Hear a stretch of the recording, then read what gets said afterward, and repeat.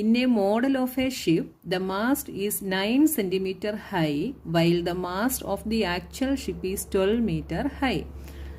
അപ്പോൾ ആക്ച്വൽ ഷിപ്പിൻ്റെ mast 12 metre ഹൈയിലാണ് ആയിരിക്കുമ്പോൾ മോഡൽ ഷിപ്പിൻ്റെ എത്രയാണ് 9 സെൻറ്റിമീറ്റർ ഹൈറ്റിലാണ് അല്ലേ. If the length of the ship is 28 metre, how long is the model ship? അപ്പോൾ ആക്ച്വൽ ഷിപ്പിൻ്റെ ലെങ്ത് 28 മീറ്റർ ആണെങ്കിൽ മോഡൽ ഷിപ്പിൻ്റെ ലെങ്ത് എത്രയാണ് എന്ന് നമ്മൾ കണ്ടുപിടിക്കണം. അപ്പോൾ നമുക്കിത് കോളം വരച്ചു കഴിഞ്ഞാൽ ഇച്ചിരി കൂടി ഈസി ആയിരിക്കും. അപ്പോൾ നമുക്ക് ഇവിടെ ആക്ച്വൽ ഷിപ്പ്, മോഡൽ ഷിപ്പ്. അപ്പോൾ നോക്കിയേ എന്തൊക്കെ തന്നിട്ടുണ്ട്? ഹൈറ്റ് ഓഫ് മാസ്റ്റ് തന്നിട്ടുണ്ട് അല്ലേ. അപ്പോൾ ആദ്യം നമുക്കത് എഴുതാം.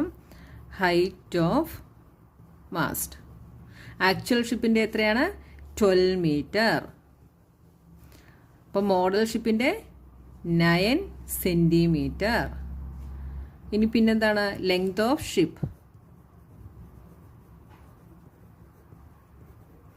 ലെങ്ത് ഓഫ് ഷിപ്പ് ആക്ച്വൽ ഷിപ്പിൻ്റെ എത്രയാണ്? ആക്ച്വൽ ഷിപ്പിൻ്റെ ലെങ്ത് എത്രയാണ്? 28 മീറ്റർ. മോഡൽ ഷിപ്പിൻ്റെത് നമുക്കറിയില്ല, അതാണ് നമ്മൾ കണ്ടുപിടിക്കേണ്ടത്. മനസ്സിലായല്ലോ. അപ്പോൾ നമുക്ക് തന്നിരിക്കുന്നത് നമ്മളൊരു കോളം വരച്ചെഴുതി. അപ്പോൾ എന്തൊക്കെയാണ് നമുക്ക് കിട്ടിയത്? ആക്ച്വൽ ഷിപ്പിൻ്റെ ഹൈറ്റ് ഓഫ് മാസ്റ്റ് 12 മീറ്ററും അപ്പോൾ മോഡൽ ഷിപ്പിൻ്റെത് 9 centimetre. Length of ship actual ഷിപ്പിൻ്റെത് 28 മീറ്റർ, മോഡൽ ഷിപ്പിൻ്റെത് നമുക്കറിയില്ല. അപ്പോൾ എന്ത് ചെയ്യണം? നമ്മളിത് ഡയറക്റ്റ് പ്രൊപ്പോർഷൻ്റെ റിലേഷൻ വെച്ചിട്ട് നമ്മളിത് കണ്ടുപിടിക്കണം. എങ്ങനെ എഴുതാം? x1 by y1 is equal to x2 by y2. x1 is 12.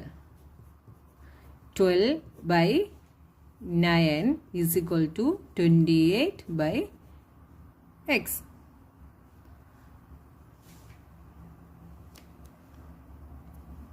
ഇവിടെ y2നെയാണ് നമ്മൾ x ആയിട്ട് എടുത്തത്. നമുക്ക് മോഡൽ ഷിപ്പിൻ്റെ ലെങ്ത് അറിയില്ല, അതുകൊണ്ട് നമ്മളത് x ആയിട്ട് എടുത്തു. ഇനി ഇത് y2 ആയിട്ട് തന്നെ എടുത്താലും കുഴപ്പമൊന്നുമില്ല കേട്ടോ. y2 എടുത്താലും കുഴപ്പമില്ല, നിങ്ങൾക്ക് കൺഫ്യൂഷൻ ആകണ്ട. y2 തന്നെ എടുത്തു കേട്ടോ. y2 എന്ത് വരും? ക്രോസ് മൾട്ടിപ്ലിക്കേഷൻ ചെയ്യുമ്പം 12 into y2 is equal to 28 into 9. y2 is equal to 28 into 9 by 12. ഇവിടെ കട്ട് ചെയ്താൽ എന്ത് വരും? 3 വെച്ച് കട്ട് ചെയ്താൽ ഇവിടെ 4 ആകും, ഇവിടെ 3 ആവും. ഇവിടെ 4 വെച്ച് കട്ട് ചെയ്താൽ ഇവിടെ 7 ആവും. Is equal to 21. അപ്പോൾ y2 നമുക്ക് എന്ത് കിട്ടി? 21 എന്ന് കിട്ടി. അപ്പോൾ the length of the model ship is 21 centimetre. മനസ്സിലായല്ലോ നിങ്ങൾക്ക്? അപ്പോൾ ഇങ്ങനെ ഡയറക്റ്റ് പ്രൊപ്പോർഷൻ്റെ ഈ ഒരു ഫോർമുല യൂസ് ചെയ്തിട്ട് നിങ്ങൾക്ക് ഇതെല്ലാം കണ്ടുപിടിക്കാൻ ഈസിയാണ് കേട്ടോ. Next, question number 7. Suppose 2 kilogram of sugar contains 9 into 10 raised to 6 crystals. How many sugar crystals are there in 5 kilogram of sugar? 1.2 kilogram of sugar. അപ്പോൾ ഇത് നമുക്കൊരു കോളം വരച്ച് നോക്കാം. അപ്പോൾ നിങ്ങൾക്ക് കുറച്ചുകൂടി ഈസി ആയിരിക്കും. ഓക്കെ, 2 കിലോഗ്രാം ഓഫ് ഷുഗറിൽ 9 into 10 raised to 6 ക്രിസ്റ്റൽസ് ആണുള്ളത് അല്ലേ. അപ്പോൾ നമ്മളോട് 5 കിലോഗ്രാമിലെയും 1.2 കിലോഗ്രാം ഷുഗറിലെയും ക്രിസ്റ്റൽസ് കണ്ടുപിടിക്കാനാണ് പറഞ്ഞിരിക്കുന്നത്. അപ്പോൾ നമുക്ക് ഇങ്ങോട്ടൊരു കോളം വരച്ച് നോക്കാം. വെയിറ്റ് ഓഫ് ഷുഗർ,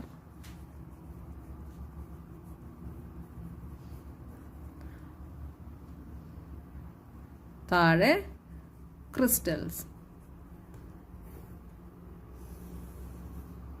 അപ്പോൾ വെയിറ്റ് ഓഫ് ഷുഗർ എത്രയാണ്? 2 കിലോഗ്രാം ഓഫ് ഷുഗറിൽ 9 into 10 raised to 6 ക്രിസ്റ്റൽസ് ഉണ്ട്.